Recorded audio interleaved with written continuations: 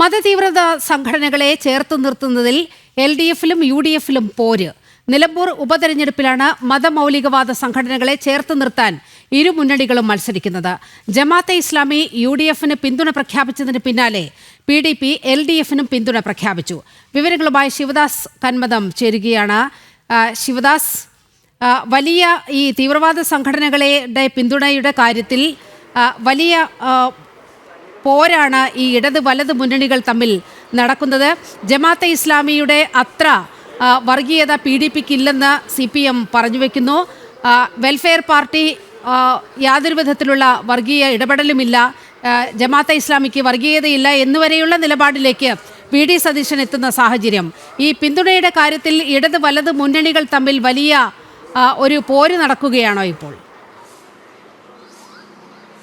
തീർച്ചയായും അത്തരത്തിൽ തന്നെ ഇപ്പോൾ നിലമ്പൂർ നിയമസഭാ ഉപതെരഞ്ഞെടുപ്പ് നടക്കുന്ന വേള കൂടിയാണ്. അതുകൊണ്ട് തന്നെ ഇത്തരത്തിലുള്ള ഒരു രാഷ്ട്രീയ പ്രത്യാരോപണങ്ങൾ രൂക്ഷമായി തന്നെ നിലനിൽക്കുന്നു. പ്രത്യേകിച്ച് ഇത്തരത്തിലുള്ള മൗലികവാദ സംഘടനകളെ ചേർത്ത് നിർത്താൻ വേണ്ടി മത്സരിക്കുകയാണ് ഇരു മുന്നണികളും.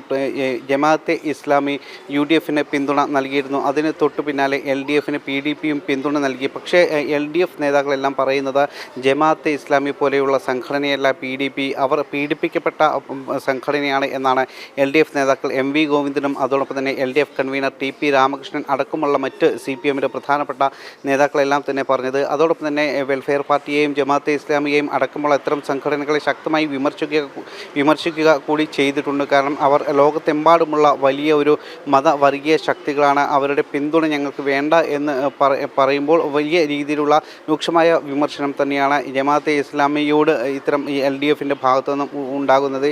എന്നാൽ മറുഭാഗത്തെ VD സതീശൻ ജമാഅത്തെ ഇസ്ലാമിയെ ചേർത്ത് നിർത്തി പറയുന്നത് ജമാഅത്തെ ഇസ്ലാമി അത്തരത്തിലുള്ള ഒരു വർഗീയ സംഘടനയല്ല, അവർ നിരുപാധികമായ പിന്തുണയാണ് ഞങ്ങൾക്ക് നൽകിയിരിക്കുന്നത്, മുന്നണിക്ക് പുറത്തു നിന്നുള്ള പിന്തുണയാണ്, അങ്ങനെ ആർക്കും പിന്തുണ തേടാം അല്ലെങ്കിൽ പിന്തുണ നൽകാം എന്ന് VD സതീശൻ പറയുന്നു. മുൻപ് LDF-ന്റെ കൂടെ ഉണ്ടായിരുന്നപ്പോൾ LDF-ന് ഇത്തരത്തിലുള്ള പ്രശ്നങ്ങൾ ഉണ്ടായിരുന്നില്ല. ഇപ്പോൾ UDF-ന്റെ കൂടെ അവർ ആയപ്പോഴാണ് ഈ രീതിയിലുള്ള ഒരു നിലപാട് LDF-ന്റെ ഭാഗത്തു നിന്നും ഉണ്ടാകുന്നതെന്ന് VD സതീശൻ പറയുന്നു. അതോടൊപ്പം തന്നെ തിരിച്ചും PDP-യുമായി ബന്ധപ്പെട്ട ചില കാര്യങ്ങൾ LDF നേതാക്കളോട് ചോദിക്കുമ്പോൾ ഇതേ സമാനമായ മറുപടി തന്നെയാണ് അവരുടെ ഭാഗത്തു നിന്നും ഉണ്ടാകുന്നത്. PDP അത്തരത്തിലുള്ള ഒരു വർഗീയ സംഘടനയല്ല, നിങ്ങൾ തന്നെ അക്കാര്യങ്ങൾ പരിശോധിച്ച് നോക്കൂ എന്നാണ് മാധ്യമപ്രവർത്തകരോട് പറയുന്നത്. പീഡിപ്പിക്കപ്പെട്ട ഒരു സംഘടനയാണ്, ഒരു തരത്തിലുമുള്ള വർഗീയത ഉള്ള ഒരു സംഘടനയല്ല എന്നാണ് LDF നേതാക്കൾ പറയുന്നത്. ഇങ്ങനെ വോട്ട് ബാങ്ക് ലക്ഷ്യം വെച്ചുകൊണ്ടുള്ള ഒരു ഇടപാടും അതോടൊപ്പം തന്നെ നിലപാടുകളുമാണ് ഇരു മുന്നണികളും സ്വീകരിക്കുന്നത്. മുൻപുള്ള തിരഞ്ഞെടുപ്പുകളിലും നമ്മൾ സമാനമായ അവസ്ഥയെല്ലാം തന്നെ കണ്ടിരുന്നു. പാലക്കാട് തിരഞ്ഞെടുപ്പിൽ അടക്കം ഇത്തരത്തിലുള്ള കൂട്ടുകെട്ടുകൾ മുൻപും ഉണ്ടായിരുന്നു. മതവർഗീയ ശക്തികളെയും മതമൗലികവാദ സംഘടനകളെയും താലോലിക്കുന്ന നിലപാടുകളാണ് LDF-ഉം UDF-ഉം എല്ലാം സ്വീകരിക്കുന്നത്.